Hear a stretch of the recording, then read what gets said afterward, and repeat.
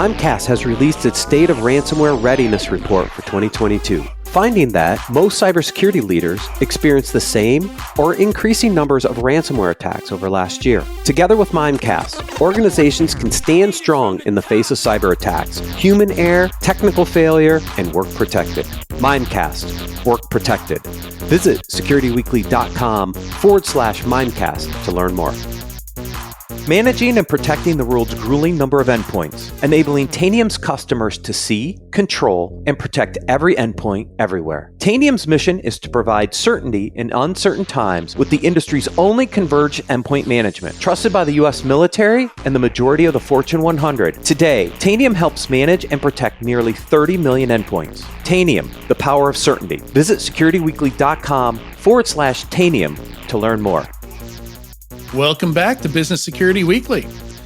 We'd like to invite our listeners to be part of the 2023 SC Awards. Our prestigious and competitive SC Awards program recognizes outstanding achievements, innovations, organizations, and leaders that are advancing the practice of information security.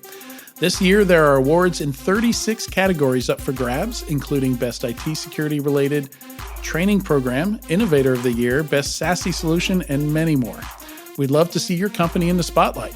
Visit securityweekly.com/SC Awards to submit your entries by March 13th. That is today, I believe. Today would be the last day to do that. All right, now for the week's leadership and communications articles. Check out securityweekly.com/BSW297 if you want to follow along as we go through the news or for links to the articles that we're covering. Unlike Enterprise Security Weekly, we do cover all the articles on this podcast. We never get to them all on ESW. Some of them I just put there with the hopes that somebody will have time to comb through them and will appreciate those. But you know, we never know until we do. I don't know, Adrian. I don't know, but I'm excited. I just want to rewind to the awards. I'm excited to see who wins the Best Sassy Award. I want to see who's the most sassy. Who's the most sassy? It's Tyler. It's Tyler. I nominated Tyler.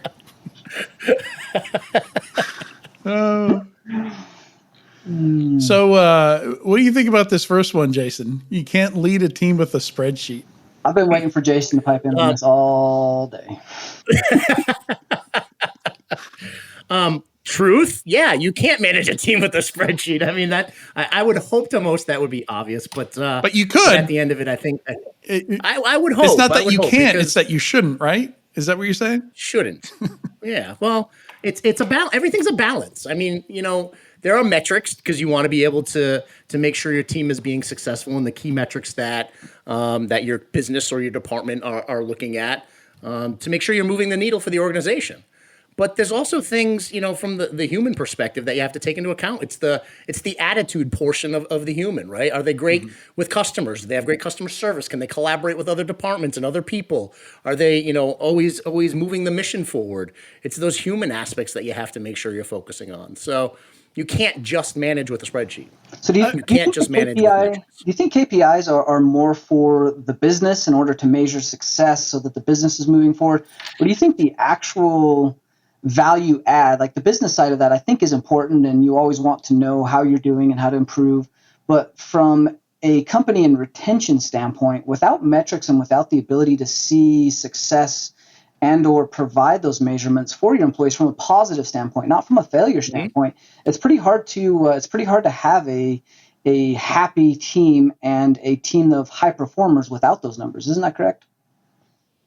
No, absolutely. And I look at that as where, you know, myself as a business unit leader would collaborate with my human resources department and talk about things like professional development, overutilization to make sure that, you know, there's no burnout. You know, I've had conversations with them in the last handful of days saying, listen, we're keeping an eye on employee utilization. This person is at 147% utilized. As your manager, right? Go tell them to take a day off. I'm trying to mentor future leaders. Go tell them to go take a couple of days off. They've been highly utilized. It's those type of metrics that absolutely you want to take into account and look at. Can you get Zoom to measure? I look at that as leadership metrics to make sure that their personnel is is productive and happy and, and able to love where they work instead of, being in a place where they come to work just to work and just for a paycheck. Can you get Zoom to measure blink frequency and speed of blink? How cars have those drowsy detection systems? Yeah, right.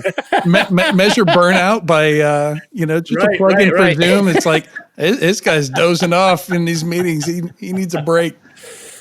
I think some of those are hard to measure, though, right, Jason? Like the amount of meetings you're in, the amount of administrative overhead versus technical overhead. Those are two things that I think you have to get a little bit more creative as a leader and identify the things that really drain people's enthusiasm, motivation, the things that take a lot away from why they're actually at the job and what drives them to perform. So keeping an eye on those administrative overheads and burnout there is important too.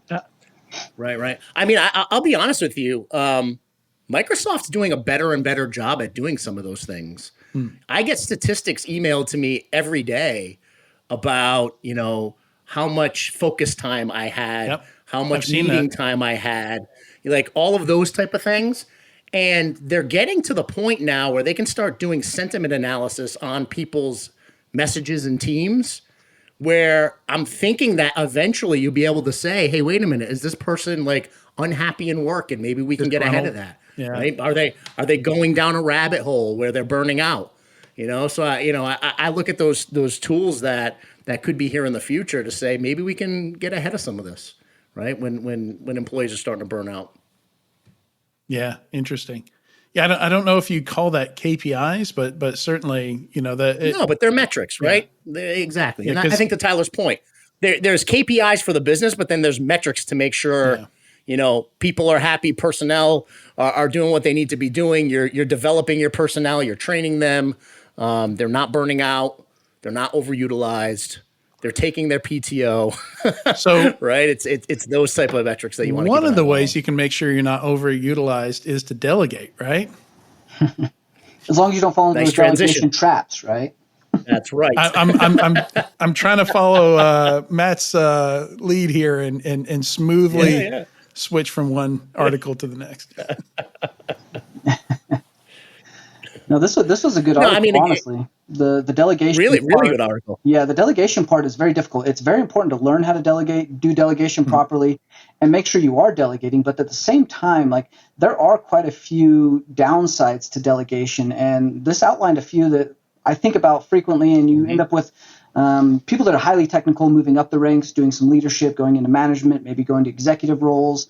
They're losing some of those technical edges. So the ability to maintain and balance, just as Jason always says, we're looking for that balance, be able to balance the ability to not lose the technical side that's important to most of us that have come up from a technical standpoint, but also be able to delegate and move over to management while maintaining both of those. I think that's a really hard balance to get a hold of. And as a business, you should facilitate that as best that you can, because you don't want to lose your best technical and institutional knowledge around the technical side, but also they are probably very, very good at managing and leading teams at a higher strategic level. So you're trying to, 10x their value and their time. And that comes at a cost. So understanding what that cost is and being able to adapt and overcome some of those costs so that the business doesn't kill the person and have the person move on. That's an important aspect. So the delegation was a pretty good article around that kind of side of it. Yeah, I like that one too, Tyler. It's the out of touch trap, right? Is what they called it. And the worst thing you can be as a leader is disconnected. When you're disconnected, you start to lose respect of the folks who work for you, right? Because you don't understand the level of effort it takes to do things, the training that's needed to do things, the utilization conversation that we're talking about, right? You start to lose touch with what it means to run that side of the business. Now, hands to keyboard, yeah, you can lose some of the hands to keyboard, but understand the architecture, understand the technology, understand what your team is doing, right? You have to have that level of connection, because if you're disconnected, you start losing touch with your teams. Yeah, it's one of the best things, one thing I really like that only one company I've worked for really did this is once or twice a year. I think it was twice a year. We take a week off and just do like a hack week, and we just pick a project. Could be work related, could be not work related at all. Some people would pair off, some people wouldn't. And then, so for 4 days, we'd work on our projects. And on Friday, we would present the project to the company. And there were like prizes you could win and stuff like that. And man, that was such a great brain reboot, because immediately what I wanted to do is I wanted to code something, because I never get to write code.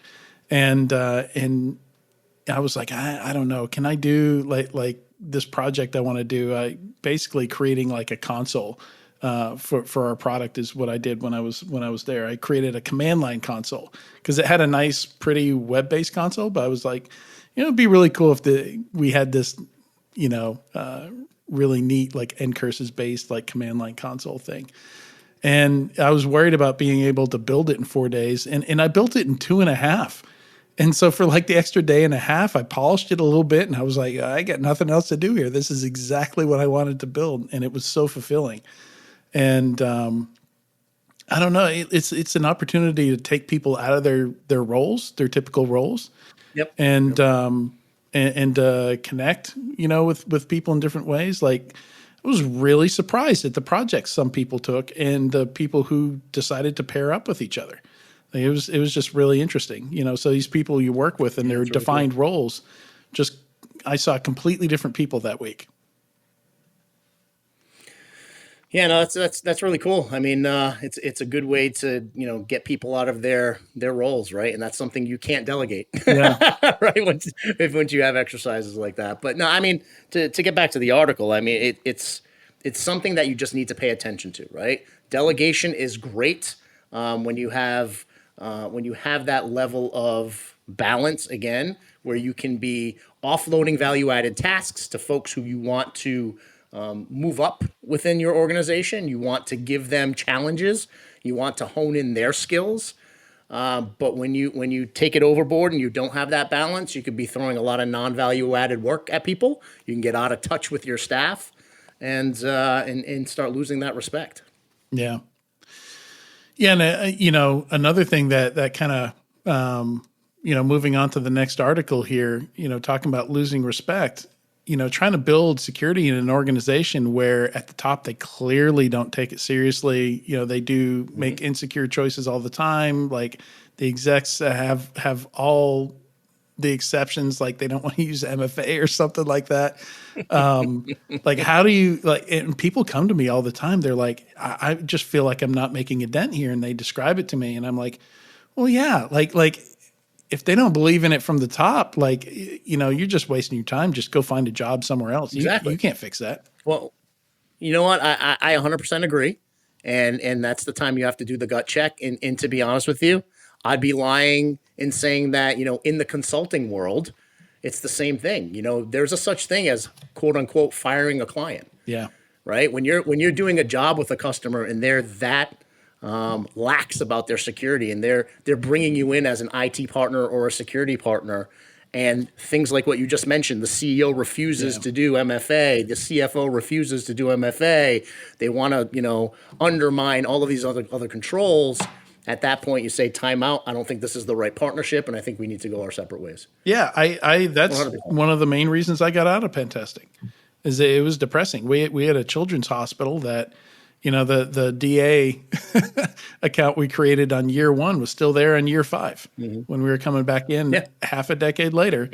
Nothing was fixed. It was like, what's the point? Like, why are you even spending money on these pen tests? Right. Kind of wish this article had a little bit more actionable or functional recommendations. Like, we do have a people problem in cybersecurity, and I don't think this solves the people problem. We need to get better people in. We need to fix HR. We need to fix interview process. We need to fix minimum recommendations. I don't think that really is tackling the question that they were trying to answer. They're trying to say, how do you get cybersecurity into a company? And just understand the value of cybersecurity. Okay, how do you do that? Create a culture of cybersecurity. Okay, how do you do that? I think a little bit more functional, allocate some resources. Okay, then we've solved the problem. Great. Yeah. And Tyler, this is where I kind of step in and have a little issue, because it's not just about throwing money and people at it. Yeah. Right. Right. I mean, understand the value, try to create a culture, throw money and people at it. No, it's get buy-in from the board, get buy-in from the CEO, get buy-in from all the business unit leaders. And then that's how you start building that culture. And that's how you start getting people to want to invest. Well, Yeah, it's kind of, got to do it. I love the bit about the XDR at the bottom too, where just you throw some XDR in there too, and you've now got. Oh, this is content marketing. Yeah, I get it. This article is content marketing. That's the money part of it, Tyler. Yep. That's the money part. I love it. It was sneaky. It was good. No, the marketing folks said we need content, and somewhere in there tie it back to what we do, That's it.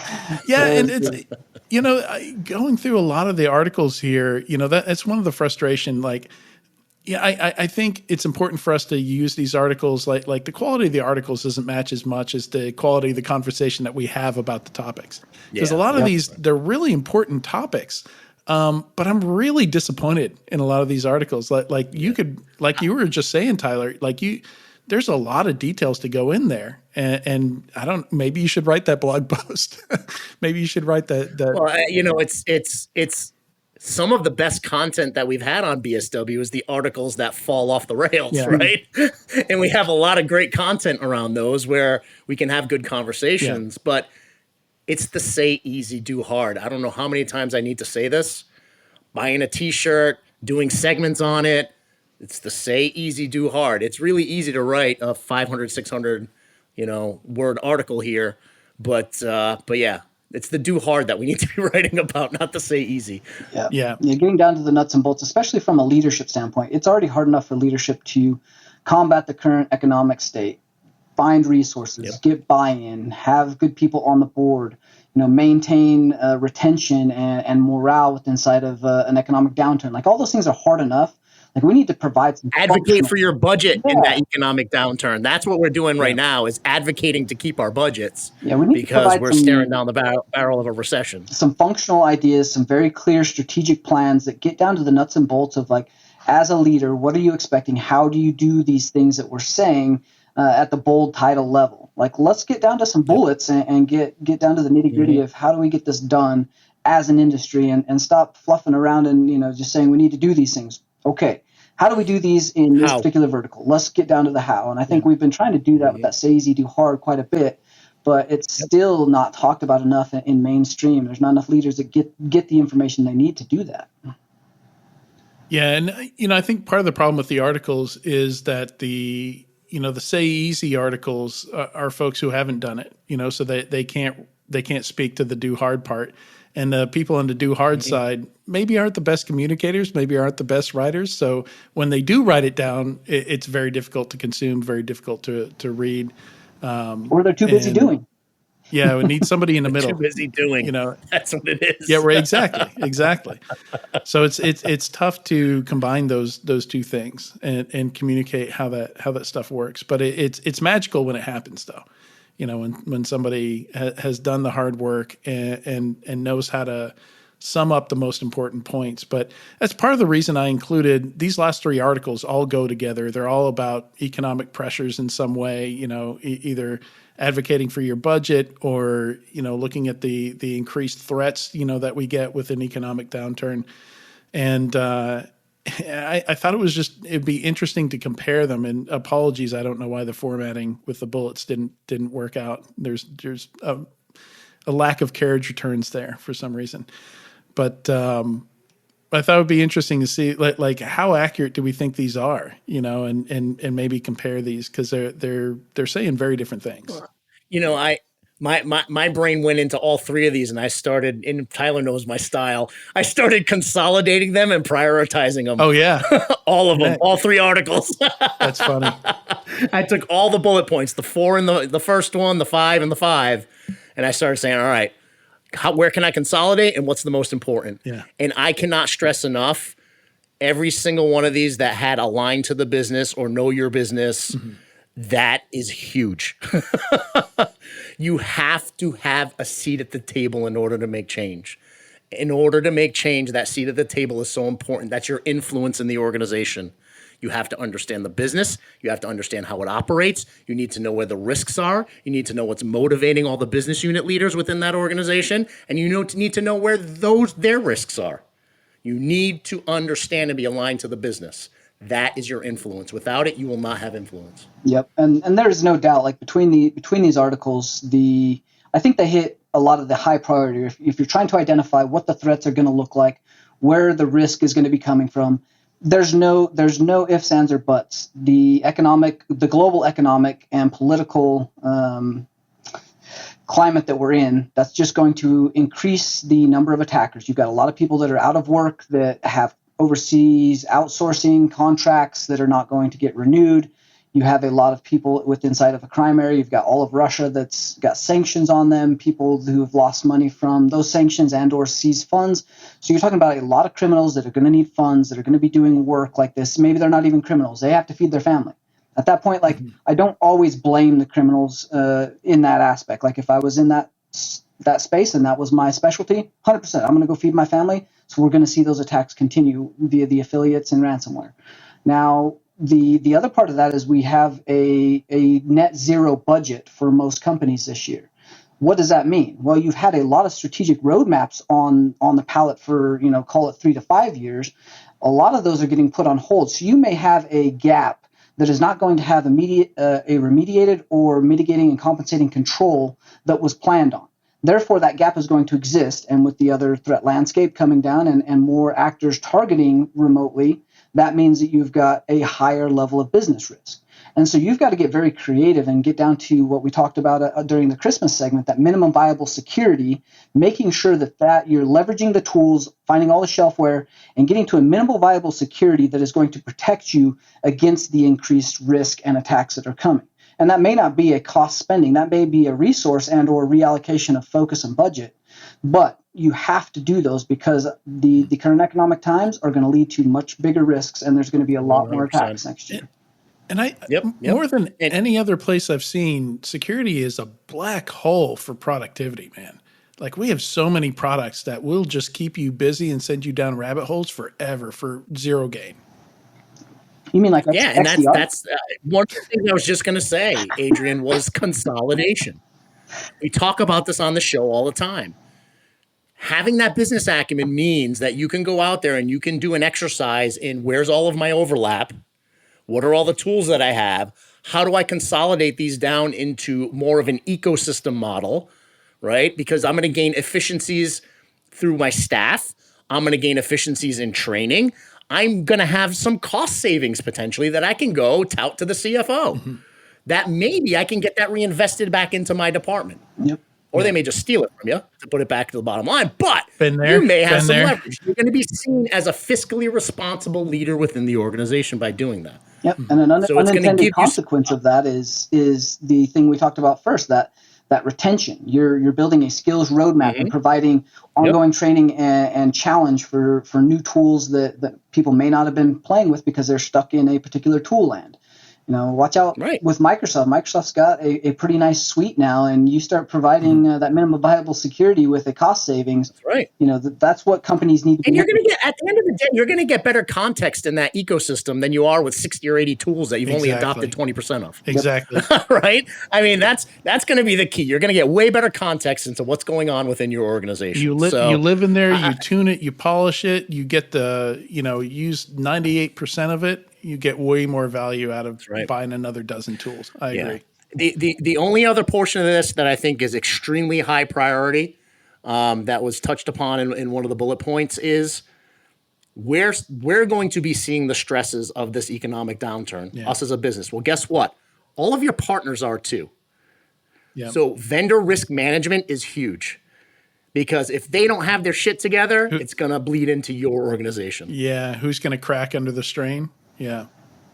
Yep. And I think that was a couple of last week's articles of really getting your insider threat program correct, right? You're not doing witch hunts. You're not looking for the user to punish or finding things to do an investigation on. You really want that business retention. You want that culture of trust, that culture of security. But you also do have to be cognizant of the fact that whether it's a vendor and a supply chain risk or an insider threat, these are threats to the business because people are in a downturn, because they may need money. The ability, and maybe not even knowingly, the ability for them to get turned and or provide information becomes a real risk. So you need tools in place to help monitor that without removing that trust and without causing doing insider threat wrong, which is a lot of places. So be very careful of how you're doing that and get it right the first time.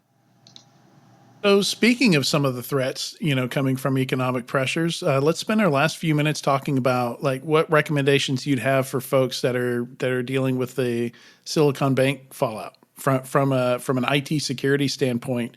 Worrying about your third parties, worrying about your employees falling for things, because we know the criminals are going to ramp stuff up and take advantage of this stress and this chaos. Yeah. I mean, the first thing that we did as an organization was we started having conversations with our partners who have money tied up there, right? I mean, we started having conversations around what do we need to be doing with you? No, because we got an alert from them saying, hey, hold off on making payments to us. All right, well, what can we be doing with you to make sure that you're successful while you're going through this hardship? Because this is a partnership, right? And what can we be doing to make sure that we don't get some type of a phishing scam coming to us in your name? So educate us on your process and what should be done. How can you be sure you're communicating with them and not somebody pretending to be them? That's right. So know your partners, right? Know what they're going through, know the struggles, and work with them on best practice from that perspective.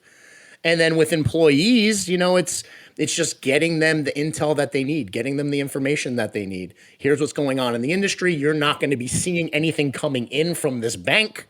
You shouldn't see any emails coming in from this bank to you as an individual, to your corporate email address. And if you do, let us know. Yep. Raise your hand. We want to know. That preemptive strike of one, reaching out, having a secure line of communication pre-established with someone that you know and trust already. And if you're at a point where you've got stuff that has already come in, double verify. Make sure that you are contacting people based on the information that is known and in a known good state. Not from an email, not from a thread in an email. Like, go and verify. And if you are doing transactions, especially as business, we still have to do business. At the end of the day, money's going to change hands.